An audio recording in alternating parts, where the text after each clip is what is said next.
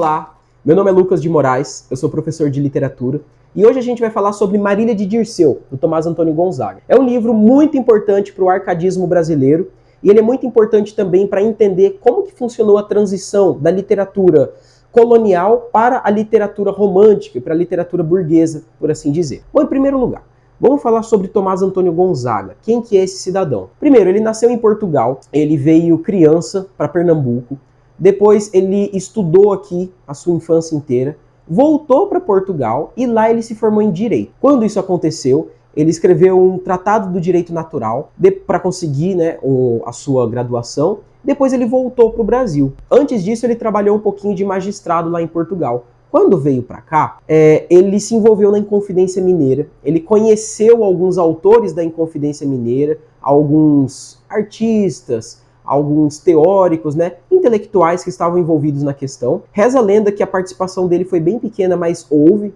E lá também, no Brasil, em Pernambuco, ele conhece, aliás, em Pernambuco não, desculpa, ele se envolve na Confidência Mineira, então ele estava em Minas Gerais, Ele conheceu a Maria Doroteia Joaquina de Seixas. Quem que é essa mulher? Ela vai ser a sua musa inspiradora para ele criar sua obra mais interessante, sobre a qual a gente está falando aqui, que é Marília de Dirceu. Vamos ver o que mais dá para falar sobre isso. Bom, quando ele participa da Inconfidência Mineira, isso gera consequências para a vida dele. Depois de participar, depois de conhecer muitas pessoas, como Cláudio Manuel da Costa, ele acaba sendo preso, ele fica boa parte da sua vida na cadeia, não a maior, mas uma parte significativa. Depois ele é exilado e vai para onde? Para Moçambique. Lá ele se casa com uma viúva rica, analfabeta, filha de um mercador de escravos chamada Juliana Souza, e lá ele termina sua vida, lá em Moçambique. Bom, dizem que ele terminou de escrever Marília de Dirceu lá, mas existem controvérsias. Na verdade, essa terceira parte do Marília de Dirceu, que ele é escrito em 3 partes, não teria sido escrito sequer em direção a Marília. Não teria sido sequer uma parte do projeto dele. Teria sido só um fruto de um projeto de um editor ganancioso que queria ganhar dinheiro com o livro que estava vendendo bastante. Bom, vamos falar um pouquinho mais sobre ele. O Tomás Antônio Gonzaga é um autor do seu tempo. Isso significa que ele repete alguns discursos do seu tempo, Bom, ele não é contrário à escravidão, pelo menos nos seus textos. Ele não se envolve muito duramente em questões políticas, tá? Ele vai focar... Bom, mentira, não é que ele não vai falar de questões políticas. Ele fala, mas elas não estão relacionadas com a escravidão. Ele vai participar da Inconfidência Mineira, que é uma questão política importante relacionada ao pagamento de impostos do Brasil para Portugal. Houve um aumento da quantidade de impostos que eram cobrados, muitos inconfidentes não gostaram disso e organizaram um projeto para sabotar a coroa e para sabotar também Portugal. Bom, enfim, isso é um assunto para um professor de história falar. Tem muita gente que quando vai falar sobre a literatura Arcade, quando vai falar sobre Marília de Dirceu, fala mais sobre a história do que sobre a literatura. Eu não sou professor de história, eu não tenho domínio sobre isso. Então a gente vai falar mais sobre literatura, tá? Eu vou falar o básico que todo mundo sabe. Inconfidência Mineira foi um protesto de alguns cidadãos contrários a esse pagamento de impostos exacerbado, e isso aí teve consequências para essas pessoas. Vamos deixar nesse nível de superficialidade, que eu sei que é superficial, tudo bem? Mas o importante aqui não é saber o contexto, é saber a obra mesmo, tá? Bom, esse livro ele é representante, eu estou apontando para o meu livro, para o meu Kindle, ó, esse aqui é o Marília de Dirceu. Ele é um representante, além do arcadismo, da literatura rococó, tá? A gente estuda, beleza, em artes, que o rococó ele tem muito mais a ver com a pintura, muito mais a ver com a arquitetura, e isso é verdade. Mas houve manifestação rococó na literatura e Marília de Dirceu é um desses exemplos, tudo bem? Marília de Dirceu é um exemplo do rococó porque se utiliza de alguns elementos que o arcadismo tradicional não se utiliza. Vamos falar sobre o que seria o arcadismo. Ele vai ser um movimento literário que busca trazer de volta o que tem de melhor da literatura e das artes renascentistas. Então você vai ter uma literatura com rigor métrico muito alto.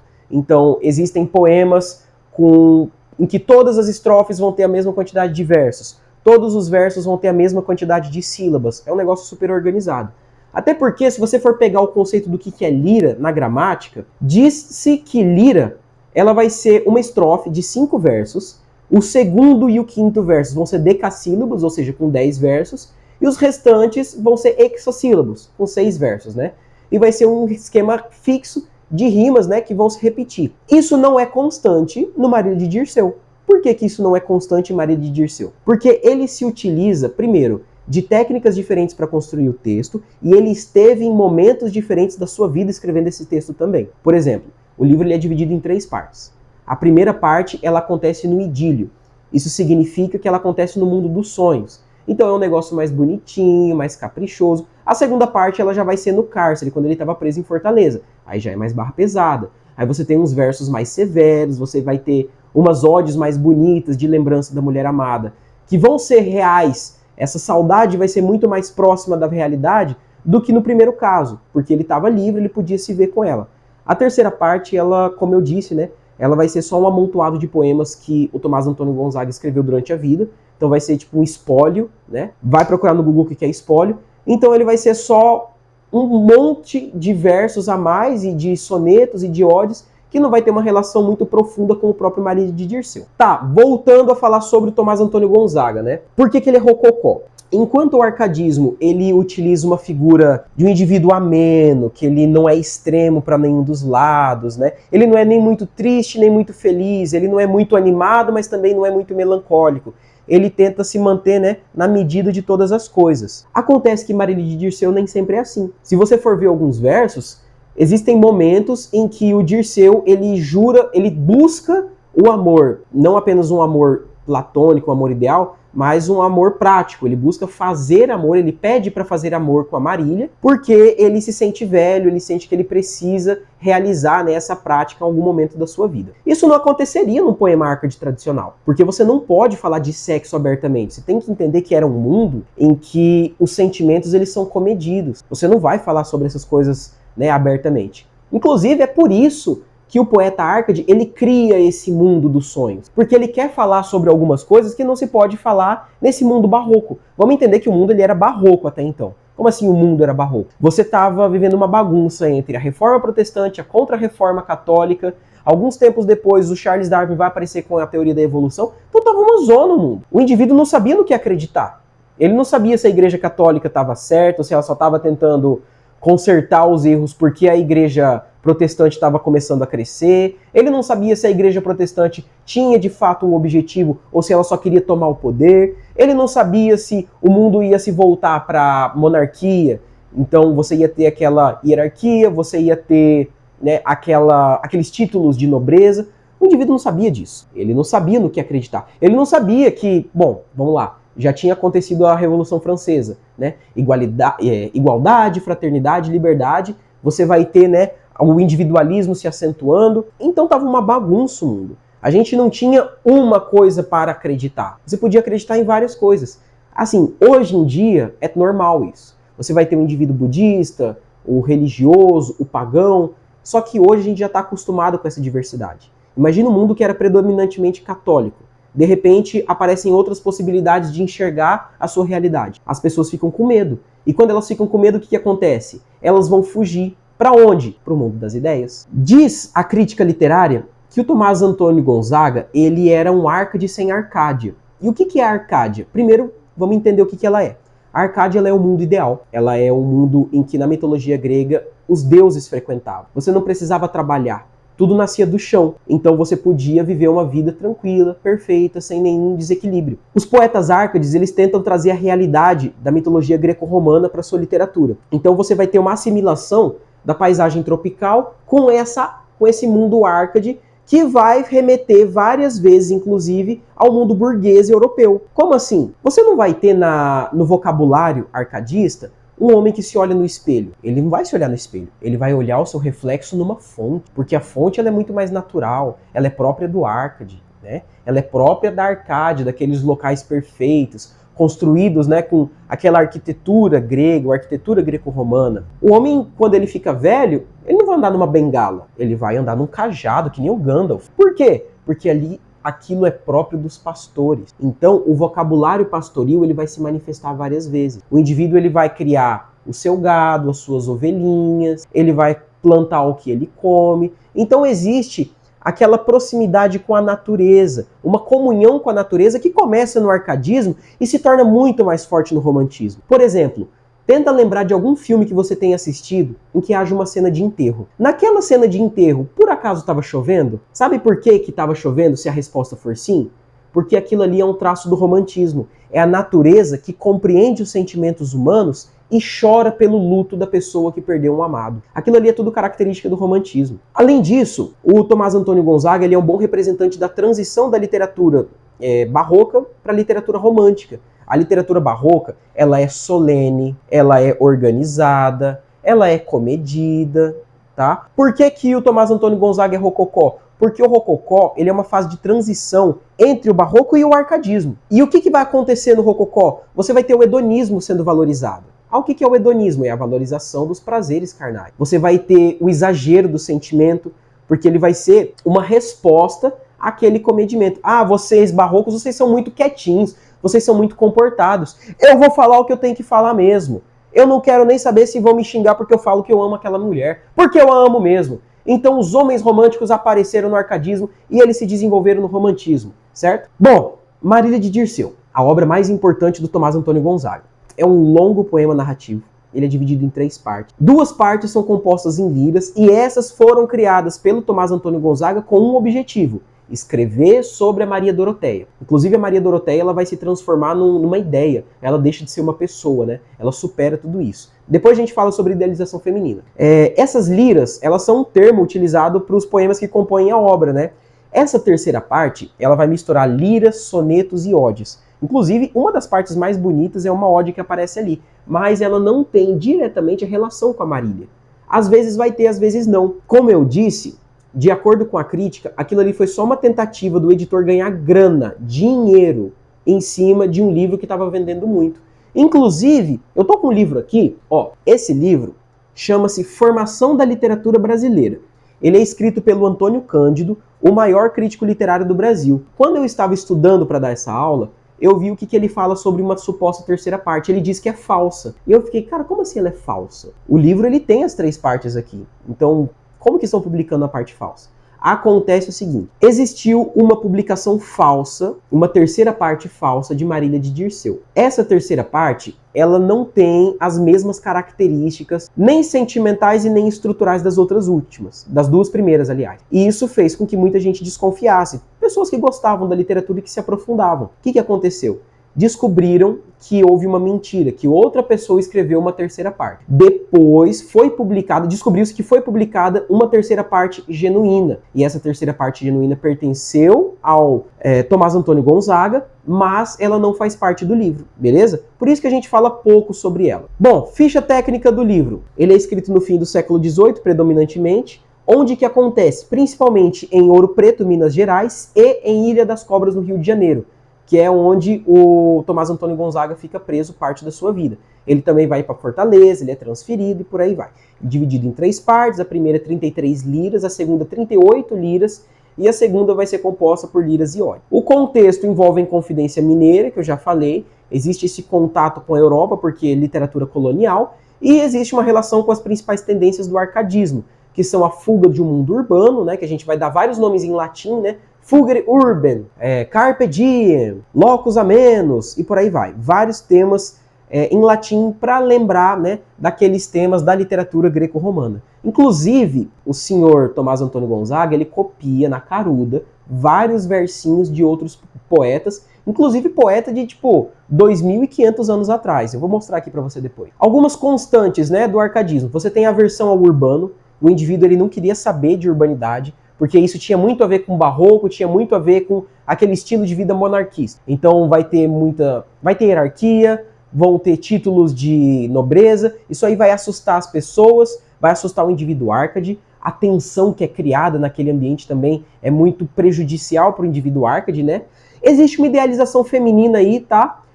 Existe uma idealização feminina que ela vai a um ponto em que a mulher ela não assume sequer uma forma única. E por que isso acontece? O indivíduo arcadista, ele quer criar uma vida doméstica, tranquila, em que ele vai reproduzir alguns ideais, inclusive ideais burgueses, de constituição de uma família, homem, a mulher, numa casa, não existe um exagero, ele não quer morar num palácio, tá? E essa mulher com quem ele tem que ficar, ela tem que representar ideais renascentistas. E assim, não sei se você sabe o que é o renascimento, mas é o puro, é a nata do que foi feito na arte ocidental, em toda a história. O melhor que foi feito em questão de estética foi naquele período. Você tem, o Camões escrevendo aqueles poemas maravilhosos. Você vai ter o surgimento de novas formas de poesia, né? O objetivo da arte era reproduzir fielmente o que acontece no mundo. Então você vai ver uma pintura, poxa, a pintura ela parece uma fotografia, porque ela representa, ela tenta representar com a maior fidelidade possível o que tem no nosso mundo. E a mulher, ela também vai ser representada da melhor maneira possível. E olha só que legal, se ela é representada da melhor maneira possível, qual que é a mulher perfeita? Não existe uma mulher perfeita. Existe um conceito de mulher perfeita que o poeta Arcade tenta criar. E aí veja bem, quem que é a mulher amada do Tomás Antônio Gonzaga? É a Maria Doroteia. A Maria Doroteia tinha cabelos pretos. Só que, já que ele está escrevendo um poema arcadista, ele tem que reconstruir essa beleza ideal. E a beleza ideal lá do Renascimento, ela não tem uma mulher de cabelo preto. Ela tem uma mulher de cabelo loiro, como fios de ouro. Porque isso vai representar, né, alguns ideais, né, particulares do Renascimento. E também da literatura greco-romana. Então o que acontece? No poema, a Marília, ela aparece com cabelo preto, ela aparece loira, às vezes ela não aparece de nenhuma forma. Então ela deixa de ser uma pessoa, a Maria Doroteia, e ela se torna um conceito, ela se torna uma ideia. Olha que bonito isso. Ela passa a ser só uma memória, ela passa a ser uma ideia inalcançável, que só pode ser atingida no mundo dos sonhos, no idílio, até porque no mundo dos sonhos você pode reconstruir as pessoas, e lá ela existe de verdade. No mundo real, ela é, beleza, uma mulher rica, que de 17 anos, tá? Vamos deixar isso claro.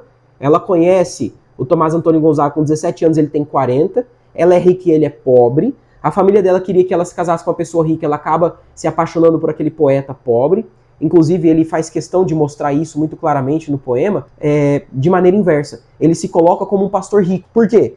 Por vários motivos. Primeiro, para reafirmar a sua posição de merecedor da mão daquela mulher, né?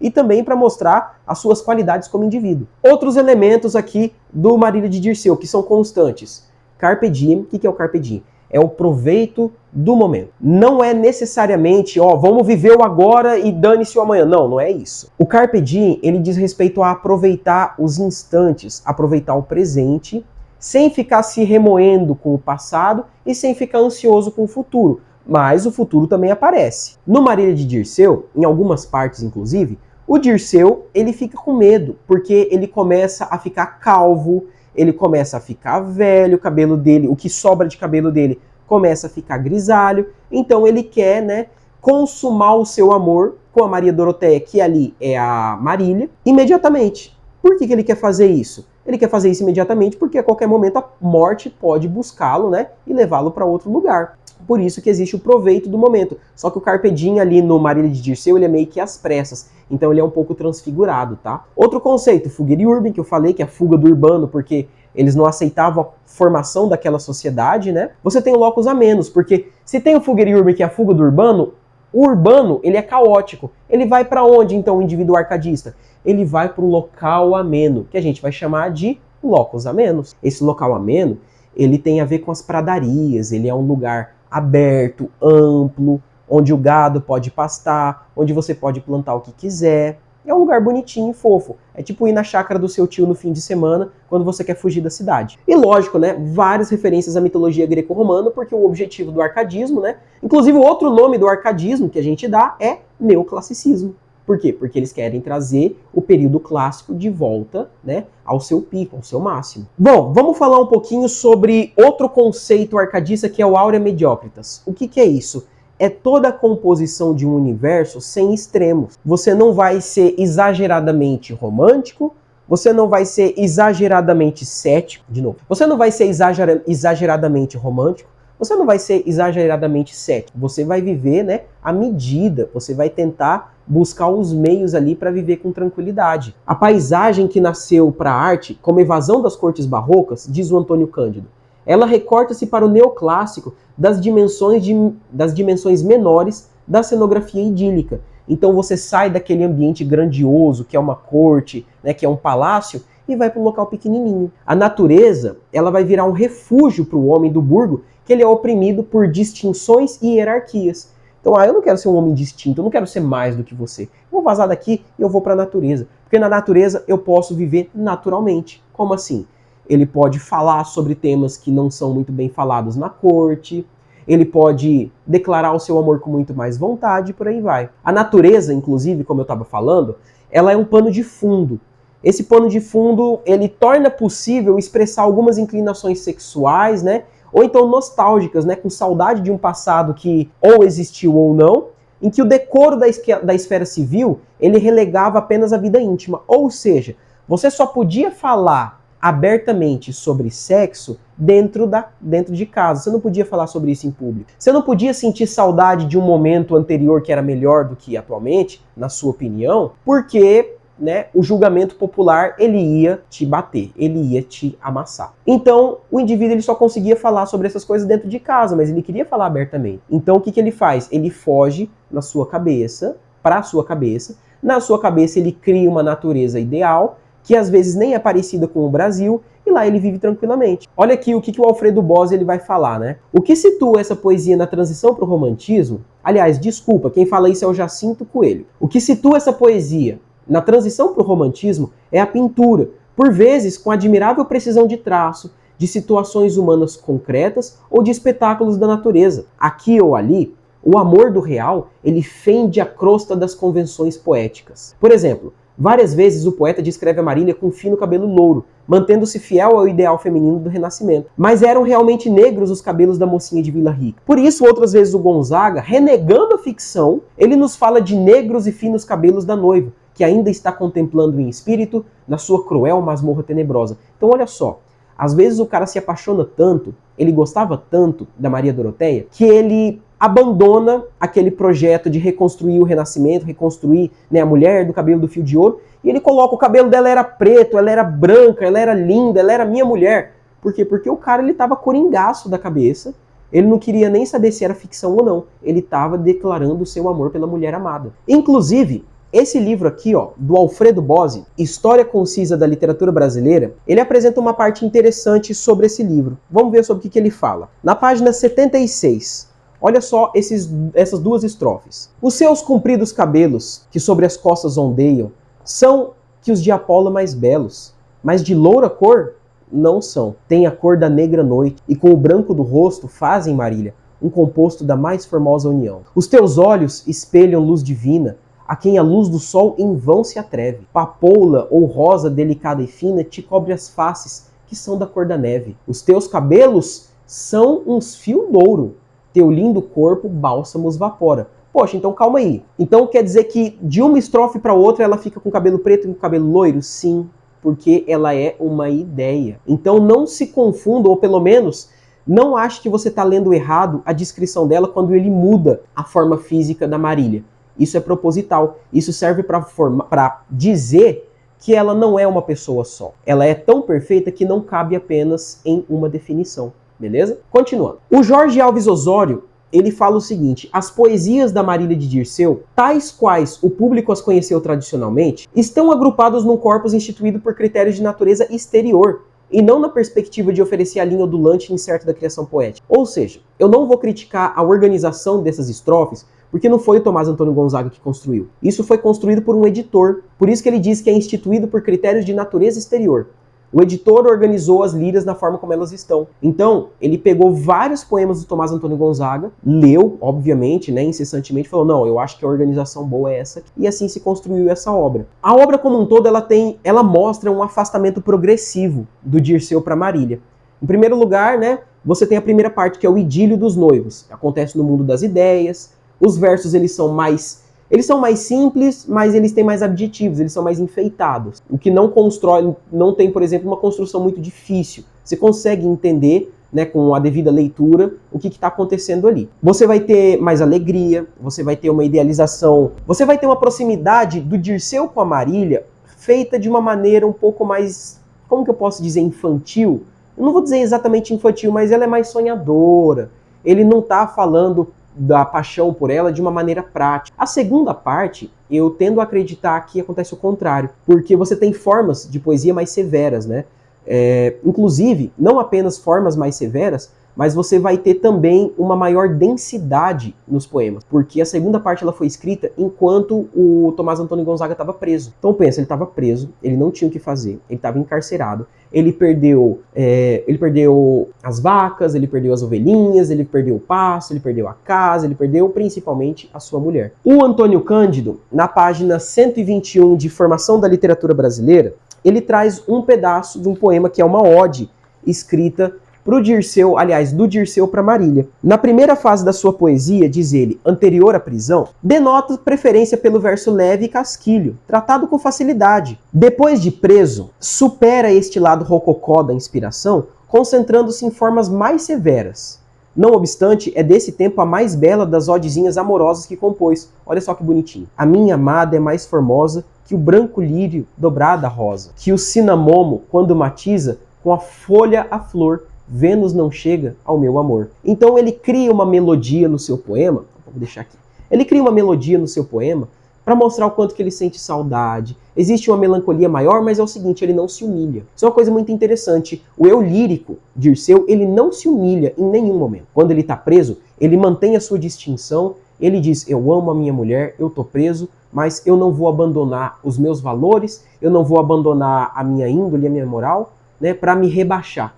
Ele continua mantendo-se fiel aos ideais arcadistas, ele não foge do assunto, ele não exagera, ele continua fazendo aqueles jogos com a mitologia. O Cupido, inclusive, é um personagem que aparece várias vezes, ele tenta matar o Cupido na primeira parte, e aí quando a Maria Doroteia, aliás, a Marília, às vezes até eu misturo, quando a Marília aparece e chora do lado do Cupido, né? Ele percebe que o amor não consegue morrer, ele não pode morrer quando ele está perto dela, né? No cárcere, o poema dele fica bem mais triste, fica bem mais pesado. Essa terceira parte, ela é apócrifa, né? Envolve aquela polêmica da versão verdadeira, da versão falsa, né? E quem editou a primeira versão, a primeira terceira parte, foi um cara chamado Joaquim Tomás de Aquino Bulhões. Ele publicou em 1812 essa terceira parte, e ele sabia que o Tomás Antônio Gonzaga não conseguiria criticá-lo, porque ele estava no exílio lá em Moçambique, enquanto o livro era publicado em Portugal. A gente pode falar também nesse livro sobre o pastor que não é pastor. Ele chega aqui e fala, eu, Marília, não sou algum vaqueiro que viva de guardar ali o gado, de tosco trato, de expressões grosseiras, dos frios gelo e dos sóis queimado. Ele fala mais, tem o próprio casal no caso é casa, tá? E nele assisto. Dá-me vinho, legume, fruta, azeite. Das brancas ovelhinhas tiro leite, e as mais finas lãs de que me visto. Então ele se mostra não como um pastor qualquer. Ele é um homem de posses, ele é um homem elegante. Ele é um homem que consegue prover tudo aquilo de que a Marília necessitaria, certo? Só que aí ele muda um pouco o direcionamento dele algumas liras depois. Inclusive, ele retoma essa parte alguns momentos depois. Aqui ele fala na lira 15. Eu, Marília, não fui nenhum vaqueiro, fui honrado pastor da tua aldeia, vestindo finas lãs e tinha sempre a minha choça do preciso cheia. Tiraram-me o casal e o manso gado, nem tenho a que me encoste um só cajado. Que é a parte, né, em que ele vai sofrer o exílio, ele vai ser preso, né? E aí ele começa a falar dessa tristeza que envolve ele ter sido isolado, né, de tudo que ele gostava. Bom, voltando aqui ao assunto, a gente vai falar sobre a crítica dessa obra. O Arnold Hauser ele diz o seguinte, era uma espécie de divertimento do indivíduo imaginar-se numa situação que acenava com a promessa de libertação dos grilhões da civilização, ao mesmo tempo que retinha todas as suas vantagens. Então veja bem, o indivíduo ele queria ser pastor, ele queria morar, né, naquele lugar idílico e tal, mas ele queria desfrutar de tudo aquilo que a burguesia oferece, né? Que vai ser a riqueza, vai ser o conforto. Ele não queria viver com o dedo sujo, cavucando o chão, plantando. Ele queria viver que nem um monarca no campo. Pô, aí fica fácil, pô. Imagina só, ah não, eu quero morar no campo e tal, eu vou pegar todo esse dinheiro que eu estou investindo aqui na Bolsa de Valores e eu vou desfrutar disso lá no campo. Não, existe uma incoerência. Você não pode fazer isso. Bom, é o que a gente imagina, né? Mas na verdade pode. Pelo menos quando você está no mundo das ideias. Existe outra coisa importante que a gente tem que falar aqui, que é que a todo momento Dirceu ele fica tentando ensinar, ele fica tentando educar a Marília. Essa ideia do didatismo e do ensino, ele vai permear quase toda a primeira parte do poema, né?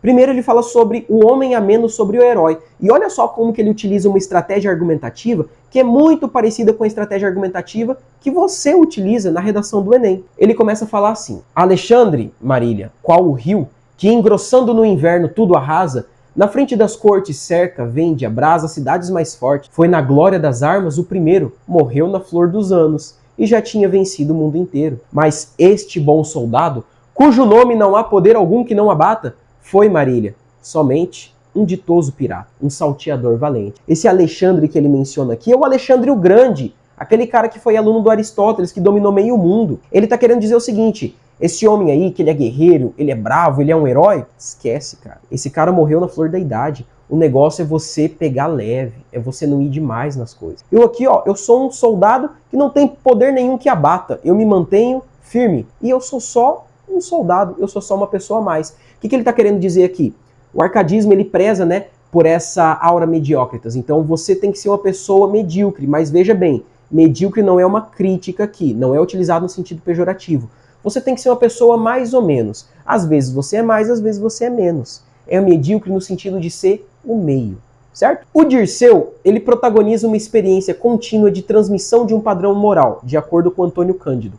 Um padrão comportamental e um padrão amoroso, servindo-se para tal de um modelo discursivo marcadamente didático. Por que eu falei que a comparação que se fez aqui é muito parecida com o que a gente usa na redação do Enem? Porque o que ele fez foi uma comparação, mais do que isso. Ele fez uma alusão histórica. Então ele tenta ensinar por meio de alusões, de comparações, a sua Marília, que afinal tinha 17 anos e estava em idade de aprendizagem. A gente tem que falar um pouco sobre essa realidade recusada, inclusive no Brasil, a partir dos poetas árcades, em especial Tomás Antônio Gonzaga. O convívio nos sobradões e os passeios de carruagem, eles são preferidos em favor de irreais choças de pastor, onde possíveis diálogos verdadeiros são substituídos por devaneios e jogos mitológicos na companhia do Cupido. O campo e a terra, eles são trocados por jardins e casas do tipo europeu, burguês e doméstico. Então assim, você não vai ter uma casinha que nem a casa do seu tio que tem uma chácara.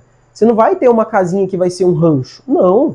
Vai ser uma casinha bonitinha no padrão rural burguês. Porque esses caras, eles estavam loucos para vazar do Brasil. Essa que é a real. Eles estavam loucos para voltar para a Europa. O poeta não quer ver e promete a Marília que não verá a realidade tipicamente brasileira. Ele está fechando os olhos para a desigualdade, ele está fechando os olhos para aquela escravidão enorme que estava acontecendo. Então ele não estava nem aí com isso. Ele estava querendo criar um mundo de ideias em que ele conseguisse colocar sua mulher amada para ela também fugir desse mundo, que era a realidade brasileira, que estava evoluindo à custa de gravíssimos desequilíbrios. Vamos falar sobre o Carpe Diem que foi transfigurado, um termo que eu utilizei agora há pouco. Eu vou mencionar esse poema, ó, o poema não, né? A estrofe. Ornemos nossas testas com as flores e façamos de feno um brando leito. Prendamo-nos, Marília, em laço estreito, gozemos do prazer de sãos amores. Sobre as nossas cabeças, sem que o possam deter, o tempo corre. E para nós o tempo que passa, também, Marília, morre. Então ele está querendo dizer o seguinte, ó, vamos logo fazer amor, vamos fazer as coisas que a gente quer fazer, ou que eu quero fazer, porque, ó, o tempo está passando, tô ficando careca, eu vou começar a ficar feio e uma hora eu vou morrer. Então a gente tem que consumar esse amor logo. Isso aqui não é um carpe diem nos termos do arcadismo. Você não pode fugir para uma realidade para transar com a pessoa, não é isso. Tudo bem que não é grosseiro desse jeito também. Ele quer se deitar com a sua mulher amada e lá ele viver, né, um amor, né, eterno. Mas, no arcadismo, como eu disse no começo do vídeo, você não pode simplesmente declarar abertamente o seu amor desse jeito.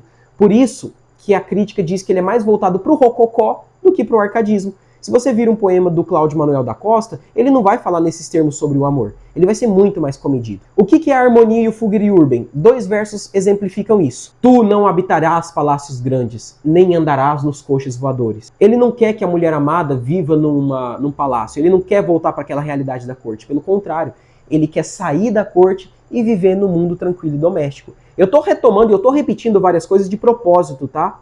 Eu tô retomando várias coisas de propósito porque isso precisa entrar na sua cabeça quando cair uma questão da UFMS sobre esse termo, ou sobre esse tema, ou de outro vestibular a respeito disso também. O que o Hauser vai falar aqui? O distanciamento do autor em relação a seus personagens, o seu enfoque estritamente intelectual do mundo, o comedimento em seu relacionamento com o leitor, numa palavra, a sua circunspecção, classicista, aristocrática, ela chega ao fim quando o liberalismo econômico começa a se estabelecer. Os princípios da livre concorrência e da livre iniciativa têm um paralelo no desejo do autor de expressar os seus sentimentos subjetivos, de transmitir a influência da sua própria personalidade e de converter o leitor em testemunha direta de um conflito íntimo envolvendo o espírito e a consciência. Então, assim, apesar dos apesares, o surgimento da burguesia trouxe uma coisa muito boa, que é o fato de você ter voz na sociedade. Poxa, eu tenho um amor preso dentro de mim que eu preciso mostrar para todo mundo. Ora, agora o liberalismo,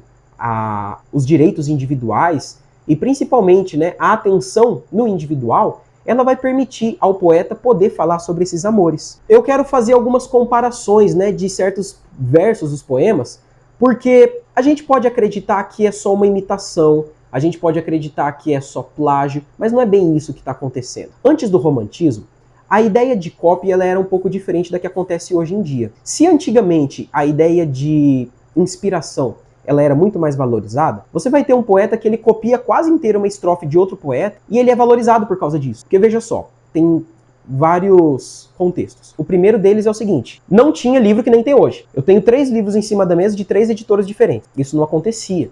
Então, poucas pessoas tinham acesso aos livros. No momento que poucas pessoas têm acesso aos livros, se você leu os Lusíadas e referenciou os Lusíadas no seu livro, poxa, o cara trouxe Lusíadas lá de Portugal, rapaz, o cara é brabo. Quando surgiu o romantismo, e principalmente, né, quando se deu vazão a essas ideias mais individualistas, a gente passou a ter uma ideia de originalidade muito mais forte, porque o indivíduo ele vai criar sua própria história. Ou seja, não vai ser o escritor da corte, mas vai ser o escritor da igreja, para quem o rei pagou para escrever um livro. Que nem no caso dos Lusíadas. Pô, no caso dos Lusíadas, o Camões recebeu grana para escrever o livro. Isso não acontece aqui. Bom, algumas vezes vão ter pessoas pagando outras para escrever, mas agora eu quero escrever sobre o que está acontecendo comigo. E nesse sentido, eu vou ainda referenciar os poetas anteriores, porque a gente não está no romantismo. Então, se inspirar em uma história, em um poema exterior, é importante, é interessante. Veja só, sob a marília dos poemas aparecem pedaços de outras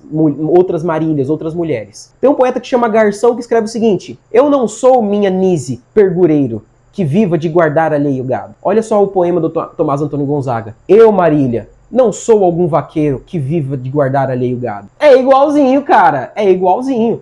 Ele se inspirou em um grande poema. Vamos lá, vamos pegar o poema, por exemplo, do Anacreonte.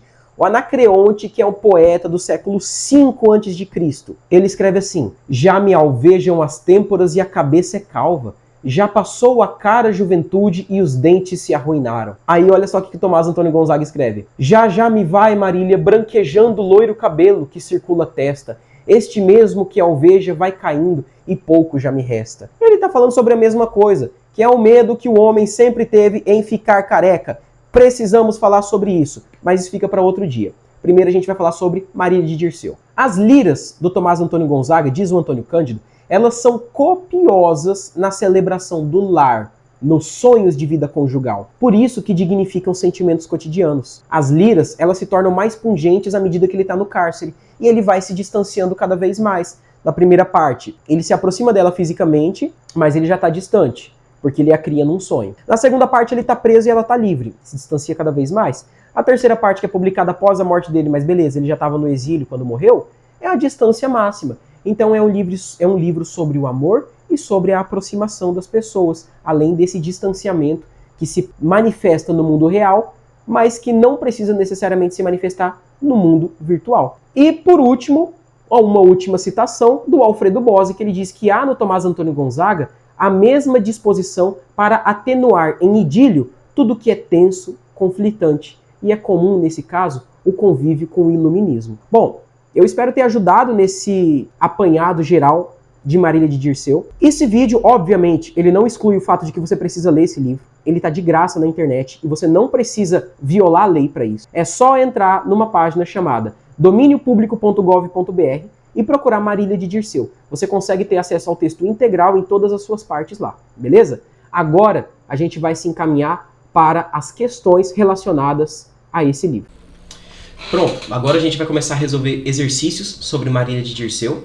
Eu coloquei só 6 exercícios, são poucos, mas eles dão conta de fixar conteúdos básicos e te mostrar o que os vestibulares costumam cobrar a respeito dessa obra e sobre o arcadismo também, tá? Primeira questão é da Universidade Federal de Viçosa. Marília de Dirceu, famosa obra arcádica brasileira, inspirada em Maria Dorotéia de Seixas Brandão, foi escrita por Manuel Inácio da Silva Alvarenga? Não. Inácio José de Alvarenga Peixoto? Não. Tomás Antônio Gonzaga? Sim. José Basílio da Gama? Não. Cláudio Manuel da Costa? Não. Todos esses são contemporâneos entre si, esses autores. Mas o único que escreveu Marília de Dirceu foi o Tomás Antônio Gonzaga, amigo íntimo do Cláudio Manuel da Costa. 2. De novo Viçosa. Sobre o arcadismo no Brasil, podemos afirmar que A. Ele produziu obras de estilo rebuscado, pleno de antíteses e frases tortuosas, que refletem o conflito entre matéria e espírito? Não. Por quê? Por causa disso aqui, ó. Obras de estilo rebuscado, pleno de antíteses, isso não é característica do arcadismo, isso é característica do barroco. Foi o barroco que teve por característica criar um tipo de poesia mais difícil e que tem como temática a antítese do ser humano que fica entre se deixar levar pelos prazeres carnais ou enriquecer o seu próprio espírito, né? Então A está errada. B. Não apresentou novidades, sendo mera imitação do que se fazia na Europa. Isso também está errado, não é verdade. O arcadismo no Brasil, ele teve a sua manifestação própria, inclusive o próprio Tomás Antônio Gonzaga, quando ele escreve Marília de Dirceu por meio das suas liras, ele utiliza algumas coisas que o arcadismo não costuma fazer, como aquele sentimento comedido que é próprio do arcadismo. O Tomás Antônio Gonzaga ele viola, ele quer externalizar para todo mundo o amor que ele sente pela Marília, né? Então a B está errada. Letra C. Além das características europeias, desenvolveu temas ligados à realidade brasileira, sendo importante para o desenvolvimento de uma literatura nacional. Poxa, aqui está o nosso gabarito, né? Porque sim, além das características europeias do arcadismo, o neoclassicismo, o arcadismo aqui no Brasil, ele discute temas ligados à realidade brasileira, né? Você vai pegar, por exemplo, Cartas Chilenas do Tomás Antônio Gonzaga, ele critica o governador de Minas Gerais e fala sobre o pagamento de impostos, né? Sobre a derrame, o quinto, que eram os elementos relacionados à coroa portuguesa e ao pagamento do Brasil que devia para essa coroa. D. Por que ela está errada? Apresenta já completa ruptura com a literatura europeia. Ó, aqui já dá para marcar que está errado. Completa ruptura? Completa ruptura não. Você ainda tem a repetição de vários elementos europeus. Inclusive, a gente só vai ter uma ruptura com a literatura europeia lá na Semana de Arte Moderna, tá? Isso aqui é um livro de 1792, o arcadismo, né, é desse período. Então essa D está errada. E. Presente sobretudo em obras de autores mineiros, como Tomás Antônio Gonzaga, Cláudio Manuel da Costa, Silva Alvarenga e Basílio da Gama. Ó, até aqui tudo bem, artistas árcades. Caracteriza-se como expressão da angústia metafísica e religiosa desses poetas, divididos entre a busca da salvação e o gozo material da vida. Não, isso aqui, novamente, é tudo característica do barroco, tá? Por isso que ela tá errada. Toma cuidado quando você for resolver esse tipo de exercício aqui, tá? Você olha metade das questões, porque você decorou que os autores do arcadismo são Tomás Antônio Gonzaga, Basílio da Gama, Cláudio Manuel da Costa. Fala, opa, dali, é essa. Cuidado. 3, mais uma vez Viçosa. Fazendo um paralelo entre o romantismo e o arcadismo, podemos concluir que, letra A, o arcadismo prenuncia o romantismo porque já apresenta uma ruptura radical com os cânones literários clássicos. Não. O arcadismo ele prenuncia o romantismo porque ele começa a desenvolver certas características do romantismo. E o romantismo ele vai levar à tona, né? Como a idealização da natureza, a comunhão dela com o ser humano, a idealização feminina, os instintos individualistas. Mas o arcadismo ele prenuncia o romantismo não por essas questões. Essa ruptura radical com cânones literários não acontece, né? Se você for parar para ver, eu coloquei no final da explicação teórica sobre Marília de Dirceu que em alguns momentos ele recria poemas antigos, né? Muito antigos inclusive, como o poema do Anacreonte, que é de 2.500 anos atrás. Então ela está errada. B. O arcadismo antecede o romantismo na evasão da realidade pelo sonho? Certo. Pela fantasia? Certo. Pelo mergulho nas profundezas do eu? Errado. Por que essa parte está errada? Porque essas profundezas do eu, elas só vão se materializar quando o indivíduo se vê na impossibilidade de estar com a sua pessoa amada. Então ele se refugia no mundo em que só cabe o próprio indivíduo, certo? No arcadismo não, você vai imaginar um mundo ideal em que se constitui aquela família burguesa, aquela construção tradicional, né? O marido, a mulher, o filhinho, e eles vão tentar viver em família nesse mundo ideal. O indivíduo romântico não, ele vive sozinho, solitário, ele é sede. C, por isso que essa está errada. O romantismo ele prolonga aspectos do arcadismo na idealização da natureza? Sim.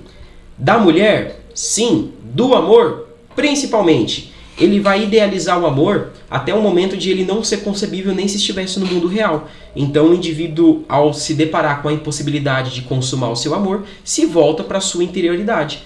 Por isso que o gabarito é letra C. Por que a D e E estão erradas? O romantismo dá continuidade ao arcadismo na atração pelos conflitos entre alma e matéria? Bom, ele está errado duas vezes aqui, né? Você tem atração pelos conflitos entre alma e matéria? Primeiro, que o romantismo não dá continuidade ao arcadismo por causa disso. E segundo, porque o arcadismo nem tem esse elemento como característica. Isso aqui, mais uma vez, é elemento do barroco, que é anterior ao arcadismo. Está errada. E aí, o arcadismo e o romantismo perseguem o ideal de expressão livre de esquemas pré-estabelecidos. Perseguem o ideal de expressão livre de esquemas pré-estabelecidos? Errado. Só o romantismo faz isso. Só o romantismo faz isso. Por quê? O romantismo ele busca criar outra construção narrativa, porque agora você tem um representante da burguesia escrevendo. Então ele vai tentar inovar esteticamente. Já o arcadista está querendo recriar um negócio que já existia. Então ele vai fazer o quê? Recuperar uma construção poética que já existia 500 anos atrás. Por isso que essa está errada. Bora para 4.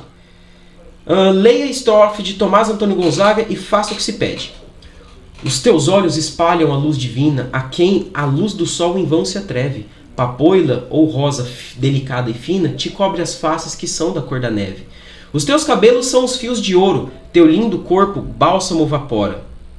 Ah, não fez o céu, gentil pastora, para a glória de ti igual, para a glória de amor igual tesouro.